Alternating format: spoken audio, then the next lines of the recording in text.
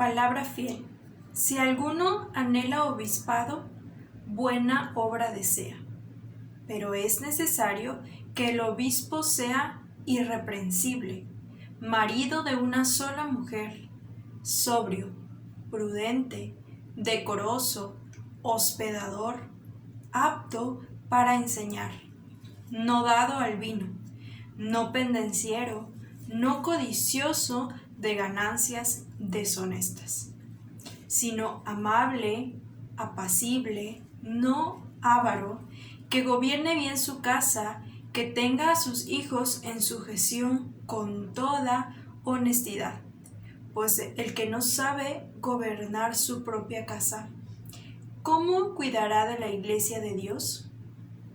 No un neófito, no sea que envaneciéndose caiga en la condenación del diablo.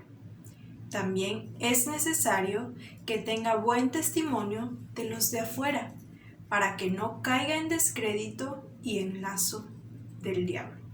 Buenos días, amados hermanos. Esta mañana vamos a continuar estudiando la carta de Pablo a Timoteo, la primera carta, el capítulo 3, versículos 1 al 7, pero dando énfasis al versículo 1. Otra manera en que podemos traducir este primer versículo es de la siguiente manera, según la versión interconfesional. Quien aspira al episcopado aspira a una noble tarea. Podemos traducir la palabra obispo como supervisor. Esto es, aquel que está encargado de supervisar la iglesia. A pesar de que en nuestro contexto evangélico no solemos escuchar con frecuencia esta palabra y la identificamos de inmediato con el catolicismo romano, este término no es exclusivo de Roma, sino que lo encontramos en la Escritura. Por lo tanto, cuando nos referimos al ministerio del gobierno de la Iglesia, debemos pensar y hablar bíblicamente. Y para ser un obispo es necesario una serie de requisitos, pero antes de ello podemos definir el honor de un obispo. San Pablo dice que es una tarea noble. ¿Por qué razón lo sería? En su discurso de despedida en Mileto, Pablo dice lo siguiente: por lo tanto, mirad por vosotros y por todo el rebaño en que el Espíritu Santo os ha puesto por obispos, para apacentar la iglesia del Señor, la cual Él ganó por su propia sangre. Esto lo encontramos en Hechos capítulo 20, verso 28. San Pedro dice en su carta a la iglesia perseguida: porque vosotros erais como ovejas descarriadas, pero ahora habéis vuelto al pastor y obispo de vuestras almas. Esto en 1 de Pedro, capítulo 2, verso 25. Para los apóstoles había un entendimiento claro de lo que implica ser un obispo de la grey del Señor. Juntando las declaraciones de los apóstoles, un obispo es aquel que cuida a la iglesia como un pastor cuida a sus ovejas. De hecho, en nuestro pasaje, Pablo lanza una pregunta retórica. Pues el que no sabe gobernar su propia casa, ¿cómo cuidará de la iglesia de Dios? Por lo tanto, la función del obispo es supervisar que la casa de Dios esté en orden. El autor a los Hebreos en el capítulo 3 habla de cómo Moisés fungió como siervo en toda la casa de Dios.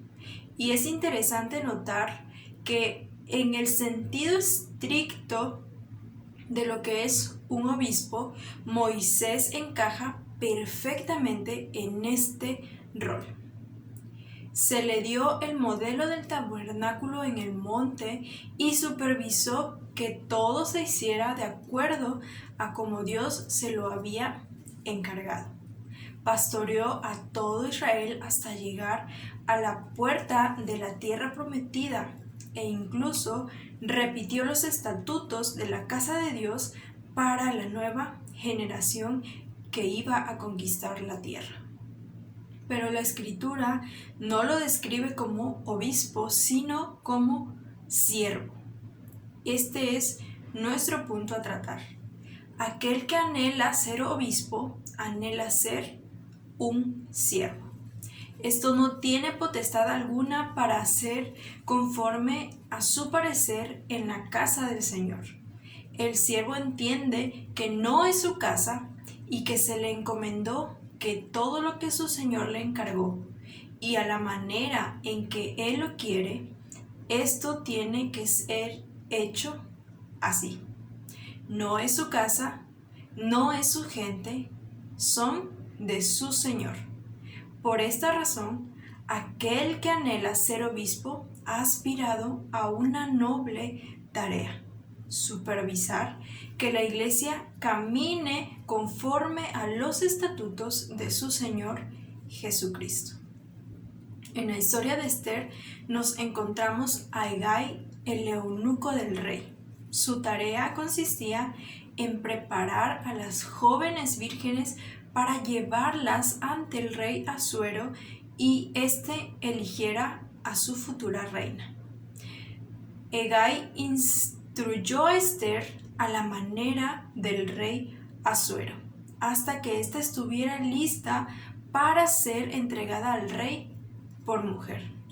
Estaba preparando a la novia para encontrarse con el novio. De esta manera es como podemos ver el trabajo del obispo. La Iglesia es la novia de Cristo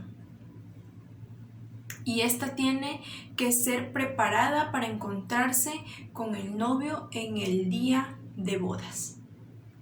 Para ello ha puesto a sus obispos que instruyan a la Iglesia para que pueda presentarse ante su rey pura y sin mancha, vestida de lino fino. Aquel que anhela ser obispo debe entender que anhela ser un siervo. Santiago dice que no todos se apresuren a ser maestros, sabiendo que recibirán mayor condenación. San Pablo dice que los recién conversos deben abstenerse de presentarse como candidatos porque corre peligro de subírsele el cargo a la cabeza y sea juzgado por el diablo. Sin embargo, muchos parecen apresurarse al ministerio sin asimilar las advertencias latentes que se encuentran en la Escritura. Quien anhela ser obispo debe considerar bien sus motivos, pues el Señor es celoso de su Iglesia. No sea que por los motivos erróneos terminen como Himeneo y Alejandro. Que el Señor les bendiga, amados hermanos. Amén.